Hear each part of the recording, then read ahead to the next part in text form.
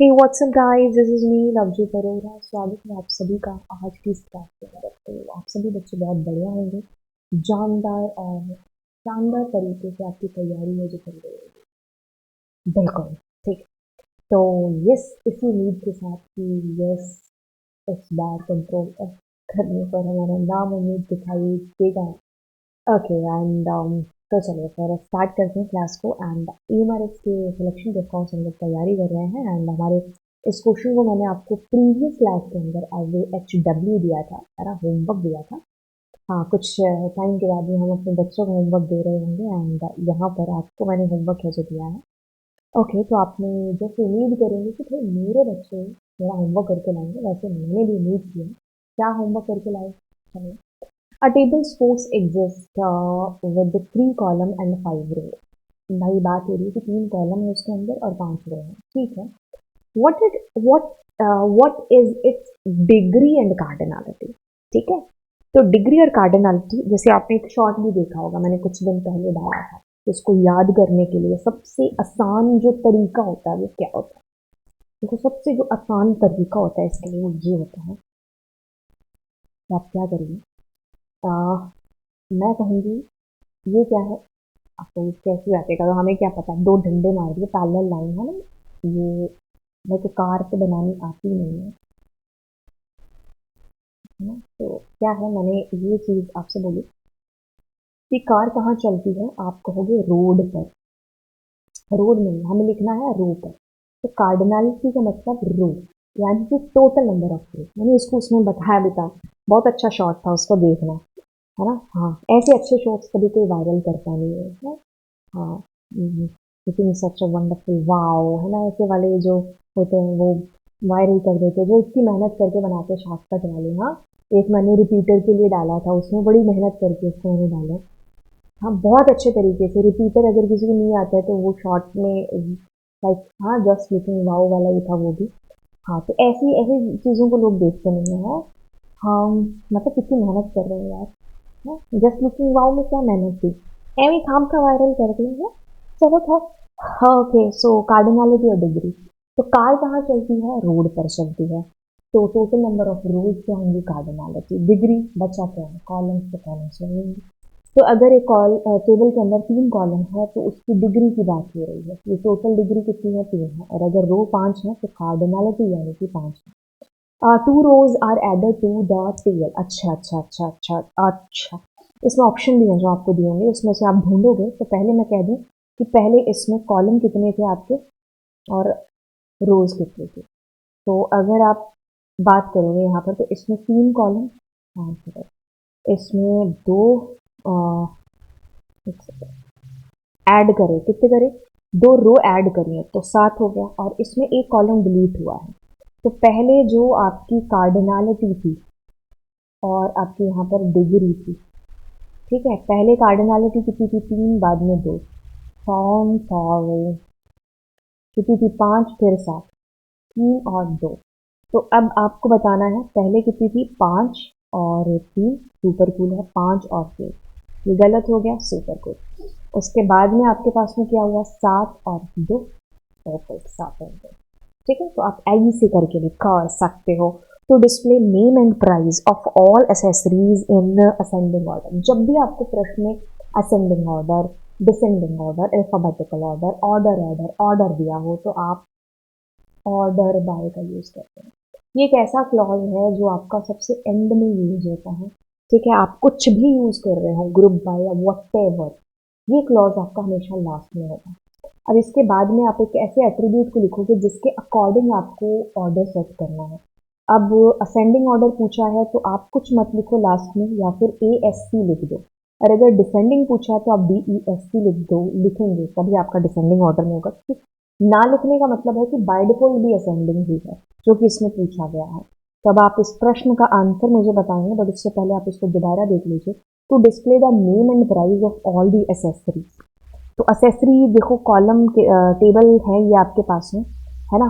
तो आपको नेम और प्राइस, ठीक है, असेंडिंग ऑर्डर के अकॉर्डिंग बताना है। तो यस, आप क्या कर रहे होंगे?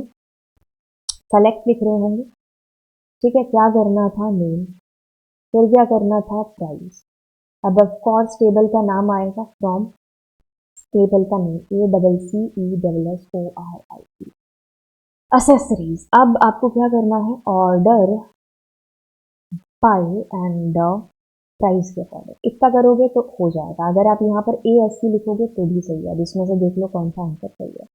To display ID and S name of shop of all the shop which are located in Nehru place.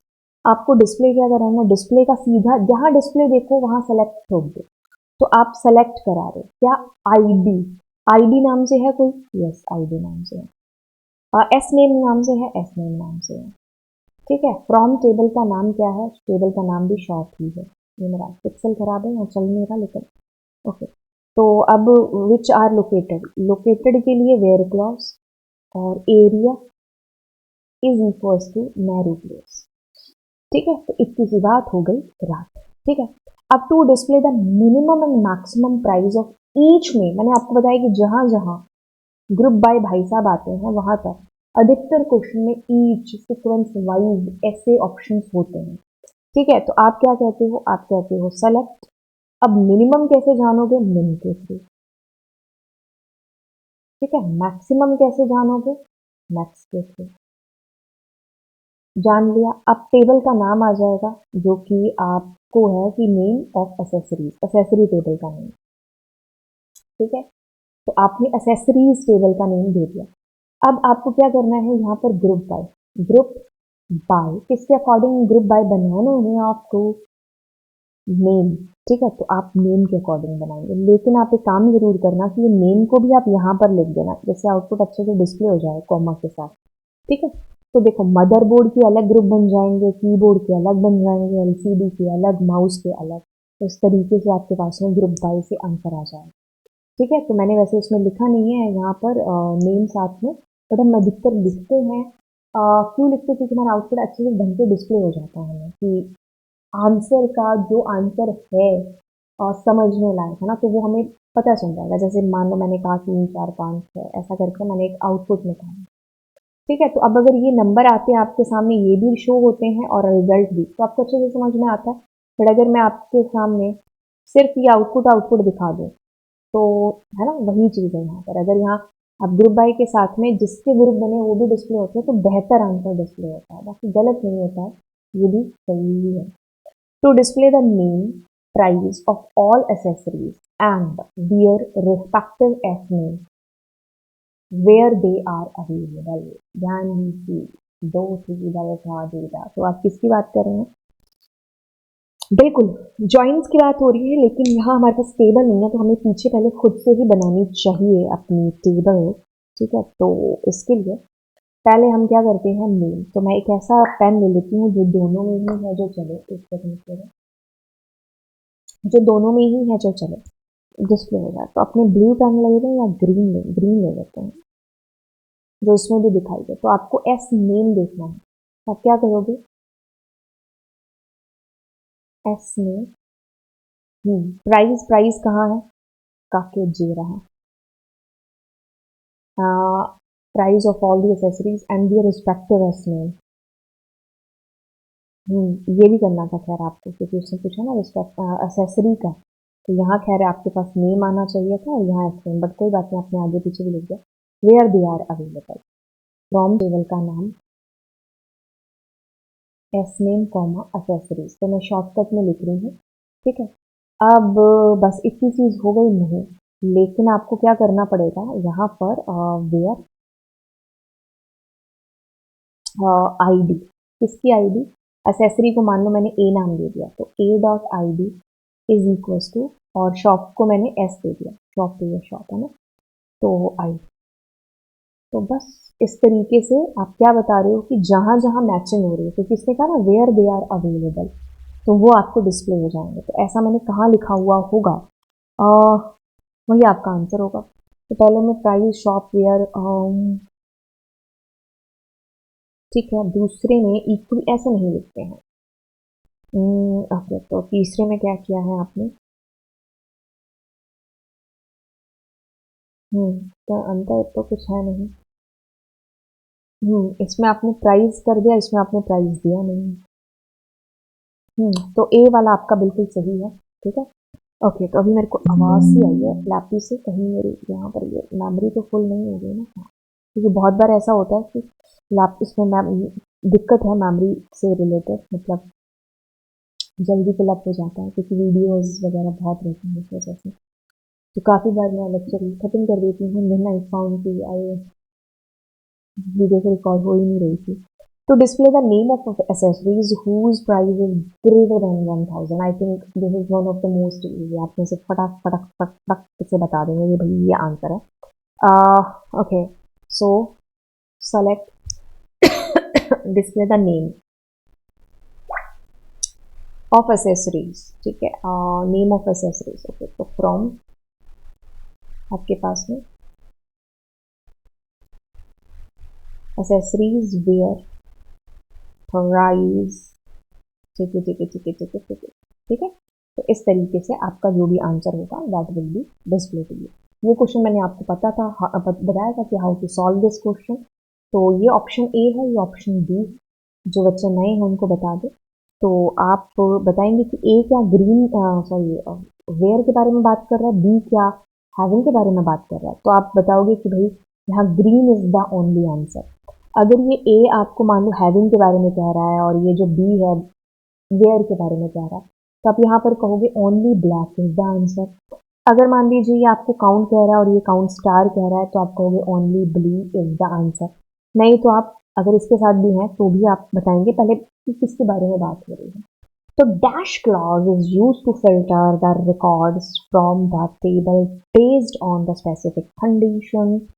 Okay, तो आपको क्लॉज बताना है जो कि आपकी टेबल के अंदर के डेटा को एक स्पेसिफिक कंडीशन के बेसिस पर जो है फिल्टर कर दे। Dash clause can not contain aggregate functions, ठीक है। तो कौन सा ऐसा क्लॉज है जो कि एग्रीगेट फंक्शंस का यूज नहीं कर पाता। तो यहाँ से एक चीज सिद्ध होती है कि आप वेयर क्लॉज की बात करें, क्योंकि इसके साथ आप कोई भी एग्रीगेट का यूज नहीं कर सकते हैं और ये हमेशा ग्रुप बाय से पहले आता है एंड ऑफ कोर्स फ्रॉम के बाद में आता है। तो ये टेबल पर एक कंडीशन अप्लाई करता है। अब दूसरी बात हो रही है कि ये क्या होता है, ग्रुप के ऊपर बेस, मतलब ग्रुप बाय के बाद में जो एक टेबल जनरेट होकर के आई है, ये उसका आंसर है, ठीक है। मतलब उसको आपको क्या करता है, डिस्प्ले करा करके देता है, उस पर कंडीशन आप लगाते हो। तो हैविंग का आपका यूजेज होता है। एग्रीगेट फंक्शंस आप यूज कर सकते हो यहाँ पर, ठीक है, कोई रोक टोक नहीं है। ज्यादातर हम इस एग्रीगेट फंक्शन का यूज कर रहे होते हैं इसके साथ में। तो यस, पहला आपका वेयर क्लॉज है, दूसरा आपका जो है हैविंग क्लॉज है। जहां लिखा है वही आपका उत्तर है। डेटा स्ट्रक्चर, डेटा स्ट्रक्चर क्या है? जी हाँ, it is a group of data, ठीक है। तो यस, हाँ, हमारा आंसर बिल्कुल सही है। इसका ऑप्शन पढ़ लेते हैं।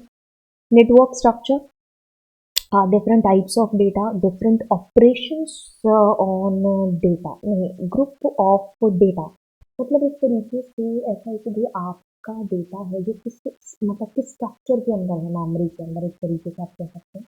ट्री की स्ट्रक्चर में है, क्यू की स्ट्रक्चर में है, स्टैक की स्ट्रक्चर में है। तो बस data structure, which of the following is are linear data structure, ठीक है। तो लीनियर का मतलब है एक के बाद एक, जैसे हमारा एरे हो गया, स्टैक हो गया, क्यू हो गया, है ना।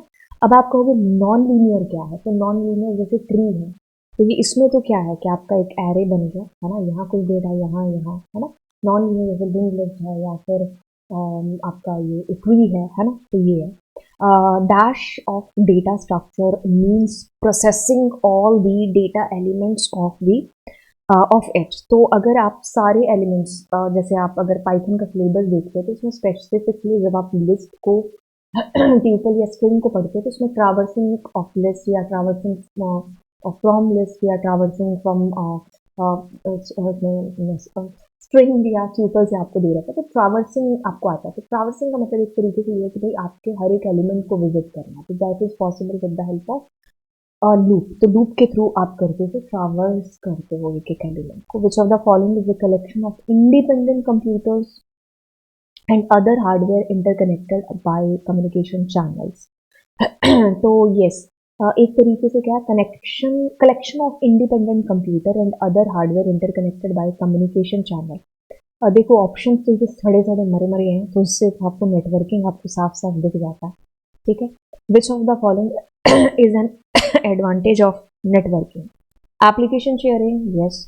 File sharing, yes. User communication, yes. तो all of the network formed between computers which are spread across the continents is called continent to continent, state to state, country to country।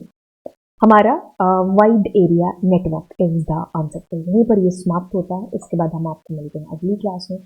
Thank you so much and don't forget to subscribe the channel. बिल्कुल आप channel subscribe कर रहे होंगे, ठीक है।